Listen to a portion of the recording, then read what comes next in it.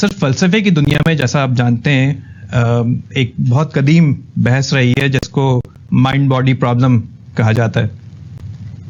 اس کے اندر بہت سارے نقطۂ نظر ہمارے سامنے آئے، مگر فلسفے میں ہمیں اس کا کوئی متعین طور پر جواب نہیں ملتا.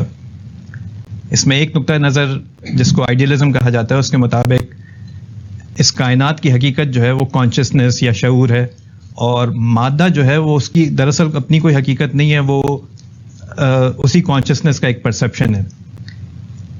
اس کے برعکس جو آج کل ایک بڑا جو مشہور نقطۂ نظر ہے وہ مٹیریلزم کا نقطۂ نظر ہے، جس کے مطابق مادہ ہی اس کائنات کی حقیقت ہے اور شعور جو ہے اس کا صرف ایک فنکشن ہے.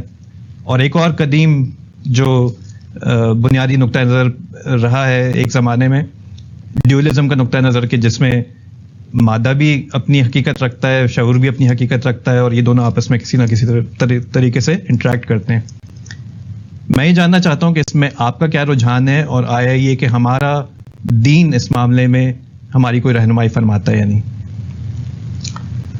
پہلی بات یہ سمجھ لینی چاہیے کہ ہم جو رائے بھی قائم کرتے ہیں اس میں فیصلہ کن حیثیت اس چیز کی ہوتی ہے کہ ہمارے ذرائع علم کیا ہیں. جی، ہم انسان ہیں اور انسان کی حیثیت سے کچھ ذرائع ہیں جن سے ہم علمی نتائج تک پہنچتے ہیں. ان میں سب سے پہلی چیز جو ہر روز ہمارے استعمال میں آتی ہے وہ ہمارے تجربات و مشاہدات ہیں.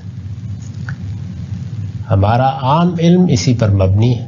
جی، اور تجربات و مشاہدات میں بنیادی حیثیت حواس کو حاصل ہے. اللہ تعالیٰ نے ہمیں آنکھیں دی ہیں، ان سے ہم دیکھ سکتے ہیں، کان دیے ہیں، ان سے ہم سن سکتے ہیں، ہاتھ دیے ہیں، ان سے ہم چھو سکتے ہیں. یہ علم بالحواس ہے جس کی صلاحیت کو بڑھانے کے لیے ہم نے بہت سے آلات بھی ایجاد کر لیے. جی، اگر ان تمام آلات پر آپ غور کریں تو وہ ہماری صلاحیت کو بڑھانے کا کام کرتے ہیں، یعنی اس سے زیادہ کچھ نہیں کر سکتے. جی، وہ آلات ہمیں کوئی نئے حواس نہیں دے دیتے، جی، بلکہ جو اللہ تعالیٰ نے ذرائع دیے ہیں ان کی قوت اور صلاحیت کو بڑھا دیتے ہیں. بالکل. اس سے پہلے اگر میں 200 فٹ تک دیکھ سکتا تھا تو اب ہو سکتا ہے کہ میں روشنی کی رفتار سے کسی چیز کو پہنچ کر دیکھنے کے قابل ہو جاؤں. جی، تو یہ میرے حواس کی قوت بڑھ گئی. تمام سائنس اپنے ایجادات اور اکتشافات کے ساتھ یہی کچھ کر رہی بنیادی طور پر. بالکل. تو اس لیے جب میں اپنے ان حواس کے ذریعے سے کسی چیز کا مطالعہ کروں گا تو میرے سامنے مادہ ہی آئے گا، یعنی اور کوئی چیز میرے تجربے اور میرے مشاہدے میں نہیں آ سکتی. میں کسی جگہ گفتگو کروں گا، کوئی نتیجہ بیان کروں گا، کسی معامل میں کوئی تجربہ کروں گا تو نتیجہ ہی نکلے گا. میرے تجربات اور میرے مشاہدات وہ زیادہ تر مجھے مادی دنیا ہی سے متعلق کرتے ہیں. خود میرا اپنا وجود بھی اگر آپ غور کر کے دیکھیں تو اپنے ظاہر کے لحاظ سے ایک مادی وجود ہے. بالکل.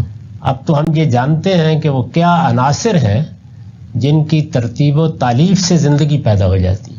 یہ نہیں جانتے کیسے پیدا ہوتی ہے، لیکن ان عناصر سے ہم واقف ہیں. جی، کہ یہ 6 عناصر ہیں، ان کی ترتیب و تالیف زندگی کا باعث بن جاتی ہے. بالکل.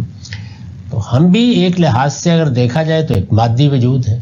کائنات کی نوعیت بھی یہی ہے. تو جب انسان تجربے اور مشاہدے کو حتمی حیثیت دے گا اور تجربے اور مشاہدے میں وہ طریقہ اختیار کرے گا جو ہمارے حواس کرتے ہیں، جنہیں ہم لے کے آئے ہیں، جی، تو اسی نتیجے پر پہنچے گا جو آپ نے بیان کیا کہ اصل مادہ ہے.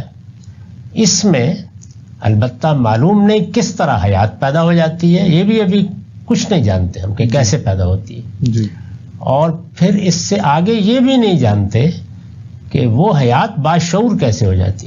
بالکل. بنیادی سوالات انسان کو جو درپیش ہیں وہ 3 ہی ہیں. مادہ کہاں سے آیا ہے، مادے میں حیات کیسے پیدا ہوتی ہے، حیات کیسے باشعور ہو جاتی ہے. تو ان تینوں سوالات کے جواب میں ابھی تک ہمارے تجربے اور مشاہدے نے کوئی رائے قائم کرنا تو ایک طرف، کوئی قدم اٹھانے کی بھی صلاحیت حاصل نہیں کی. ہم کچھ بھی نہیں جانتے اس میں. ہم جو کچھ اس وقت سائنسی طور پر بھی جانتے ہیں وہ مادے کے وجود میں آنے کے بعد اس میں کیا تبدیلیاں آ رہی ہیں اور کس طرح آ رہی ہیں ان کا مطالعہ ہے. بالکل. تو مادہ کہاں سے آتا ہے، مادے میں حیات کیسے پیدا ہوتی ہے، حیات میں شعور کیسے آتا ہے، یہ دنیا ابھی ہمارے لیے بالکل ایک بھید اور ایک سر ہے. ہم اس کو نہیں کھول سکیں. تو ایسے ہی ہوگا. اسی طرح سے اگر آپ تخیل کی کار فرمائی دیکھیں گے تو آپ اس نتیجے پر پہنچیں گے کہ میرے باطن میں ایک اور شخصیت بستی ہے. جی. وہ شخصیت آپ اسے نفس کہیں یا قدیم یونانی تعبیر میں روح کہیں، وہ اپنا احساس دلاتی ہے. اور پھر کچھ باطنی حواس ہیں جو اس کو محسوس کرتے ہیں. دکھا نہیں سکتے، آپ کو تجربہ نہیں کرا سکتے، لیکن میں اپنے تجربے کی کیسے نفی کر دوں. بالکل. تو چونکہ میرے اندر وہ نفس کا احساس موجود ہے تو اس لیے اس سے وہ استدلال کرنا بھی ممکن ہو جاتا ہے کہ پھر شاید اصل وہی نفس ہے اور یہ مادے کا جو لباس ہے یہ کوئی فریب ہے یا دھوکہ ہے. جو آپ نے خلاصہ بیان کیا ہے، میں نے یہ عرض کیا ہے کہ اس کے وجود میں آنے کی وجہ کیا بنی. بالکل یہ وجہ ہے. تو اس میں انسان کسی نتیجے پر نہیں پہنچ سکتا. ادھر سے شروع کرے گا تو ایک نتیجہ نکلے گا، ادھر سے شروع کرے گا تو ایک دوسرا نتیجہ نکلے گا. چنانچہ اس کے سوا کوئی چارہ نہیں کہ اللہ کی کتاب کی طرف رجوع کیا جائے. یہ ہو سکتا تھا کہ اللہ تعالیٰ بھی اس معاملے میں کوئی رہنمائی نہ کرتے، لیکن انہوں نے کی ہے اور ان سب سوالوں کا نہایت واضح جواب دے دیا ہے.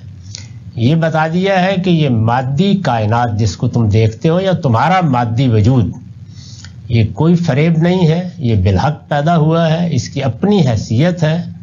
اور جس طرح سے ہم باقی چیزیں پیدا کرتے ہیں ہم نے اس کو بھی اسی طرح وجود بخشا ہے.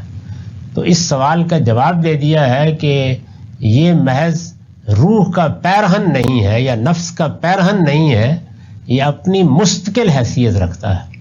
بلکہ آگے بڑھ کر یہ بتا دیا ہے کہ یہ پیرہن پہلے تیار ہوتا ہے، نفس اور روح اس کے بعد آتے ہیں. یعنی یوں نہیں ہے کہ نفس اور روح ہے کہ جو یہ پیرہن ہمارے لیے یا ہماری آنکھوں کے لیے ایک فریب کے طور پر پہن کے دکھا دیتے ہیں. یوں نہیں ہے. ٹھیک ہے. ان کی الگ حقیقت ہے. اور پھر یہ بتایا ہے کہ جو تمہارے اندر نفس ہے یا جس کو آپ تمہاری روحانی شخصیت کہہ لیں، یہ مختلف تعبیریں ہیں. قرآن نے نفسی کا لفظ اختیار کیا ہے. یہ اس سے نہیں پیدا ہوتا، زندگی اس سے پیدا ہو جاتی ہے. زندگی ایک مادی چیز ہے، اصلاً وہ آ جاتی ہے، لیکن یہ شخصیت آسمان سے آتی ہے. اور پھر بتایا ہے کہ اس کو ہم جب یہ قالب تیار ہو جاتا ہے اس کے بعد وہاں سے بیچتے ہیں. اور اس کے بھیجنے کا طریقہ بھی بتایا ہے کہ وہ اس طرح نہیں آتی جس طرح یہ مادے میں چیزیں پیدا ہوتی ہیں. وہ نفخت فیہ من روحی، اللہ ایک پھونک کی طرح اس کو پھونک دیتے ہیں.